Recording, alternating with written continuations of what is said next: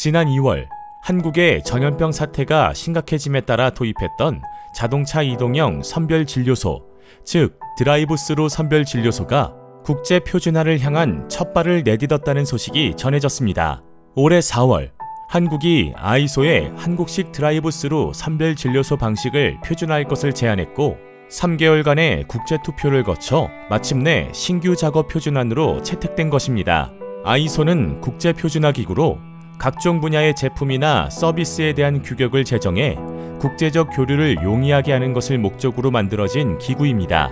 키보드 배열의 표준 규격, 종이 크기의 표준 규격 등을 정하는 곳이죠. 이 중 신규 작업 표준안은 국제표준 채택을 위한 첫 절차인데요. 어떠한 기술이 국제표준으로 등록되기 위해서는 작업 초안, 위원회 초안, 국제표준안, 최종 국제표준안 등 총 6단계의 절차를 거치게 되며 이 절차들 사이에는 아이소의 규정에 따라 여러 단계의 투표와 해외 전문가들의 의견 수렴 등의 과정이 포함되어 있고 총 3년에서 5년 정도의 시간이 걸린다고 합니다. 특히 이번 투표에서는 정회원 3분의 2 이상 찬성 요건을 만족했으며 5개국 이상의 전문가가 추천을 받아야 하는 조건에 대한민국, 미국, 이탈리아, 네덜란드, 콜롬비아, 이란, 우간다 총 7개국의 전문가 추천이 있었다고 합니다. 이는 국제사회가 우리나라의 모범적인 대응 노력을 매우 높게 샀다는 의미이기도 합니다.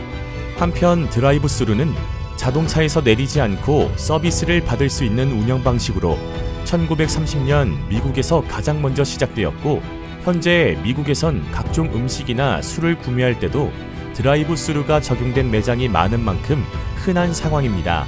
국내에선 패스트푸드점에서 주로 사용하며 대표적으로 맥도날드나 스타벅스 등이 이런 매장을 운영하고 있습니다. 그런데 올해 초 바이러스의 확산으로 환자 수가 급격히 증가하며 감염 여부를 검사하는 과정에 드라이브스루를 사용할 수 있을 거라는 아이디어가 등장했습니다.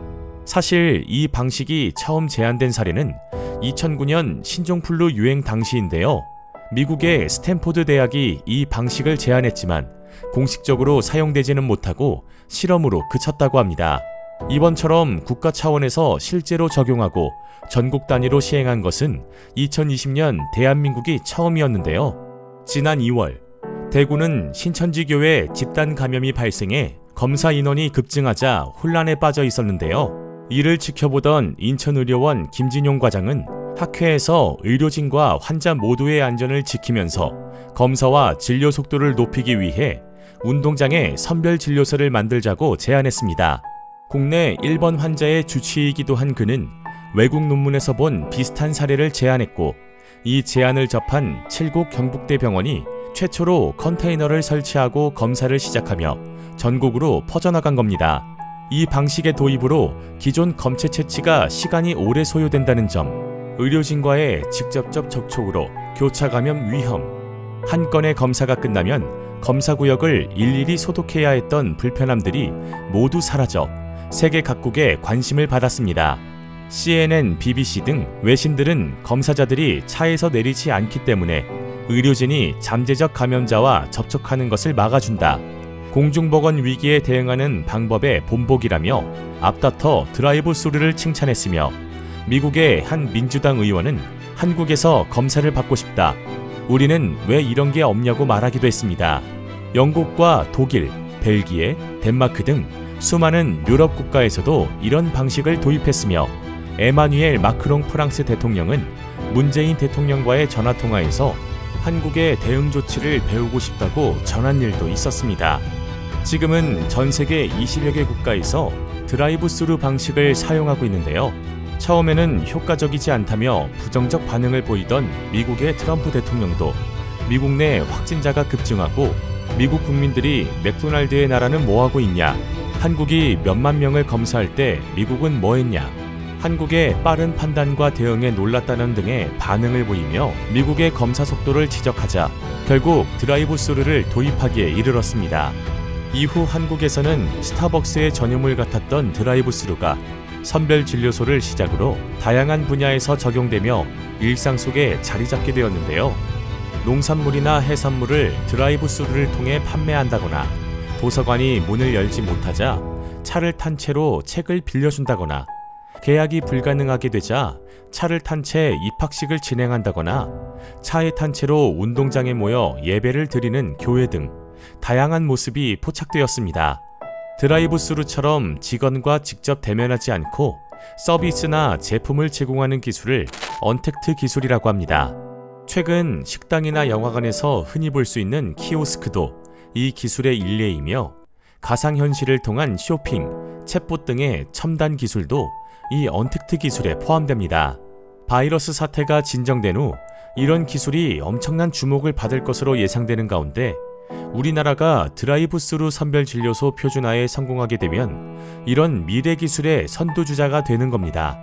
또한 드라이브스루와 더불어 워킹스루라 불리는 도보 이동형 선별진료소도 국제 표준화를 위한 첫 번째 투표가 진행 중이라고 하는데요. 일반 선별진료소는 환자와 의료진이 같은 공간에 있는 것과 달리, 워킹스루 진료부스는 환자와 의료진을 완전히 분리시킬 수 있습니다.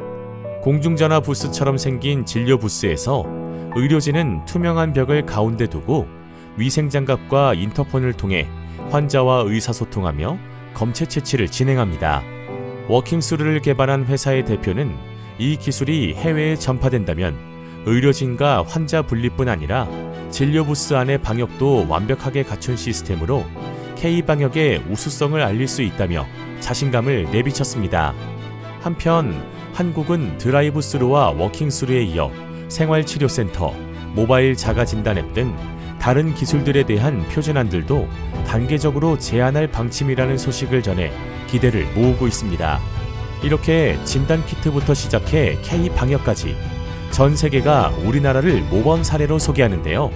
최근 WHO 공개 브리핑에서 마이클 라이언 사무차장은 지난 6개월 동안 얻은 교훈을 묻는 말에, 부유한 국가들이 대응을 위해 필요한 보건정책을 너무 늦게 내놓는 것을 보고 놀랐다며, 선진국의 초기 대응 능력을 너무 과대평가했다고 말해 선진국들의 방역을 비판하는가 하면, 또 다른 WHO 관계자는 한국의 사례를 보면 발병 상황을 반전시키고 바이러스를 억제하는 것이 가능하다는 것을 배울 수 있다며 한국의 방역을 칭찬했습니다. 또 영국의 캠브리지 대학이 펴낸 지속가능 개발 보고서 2020에서는 한국이 이번 방역에서 OECD 33개 국가 중 가장 우수한 성적을 거둔 것으로 조사되기도 했는데요. 해당 보고서는 한국이 월등한 1위를 차지했다고 설명하며, 대부분의 국민들이 마스크를 착용한 점과 국경 봉쇄 없이 통제 효율성을 높인 부분이 높은 점수를 샀다고 평가했습니다. 그도 그럴 것이 다른 나라에서는 마스크 착용 의무화는 개인의 자유를 침해하는 것이다 는 주장을 펼치며, 마스크를 벗어던질 때 모든 국민들이 단합하여 마스크 착용을 권고하는 우리나라의 모습을 보면 위와 같은 결과는 당연해 보입니다. 한때 우리나라는 엄청난 속도로 확진자가 증가하는 모습을 보여주었으나 현재는 전 세계에서 한국을 방역 모범국으로 손꼽는데요. 이는 국가의 발빠른 대처와 국민들의 단합력이 있었기에 가능했던 결과인 것 같습니다. 이후 드라이브스루 기술이 국가 표준으로 인정받고 우리나라에서 개발된 백신이 전 세계에 보급된다면, 앞으로 찾아올 포스트 코로나 시대에는 한국의 위상이 매우 높아질 것으로 기대됩니다. 이상 뉴스피디였습니다.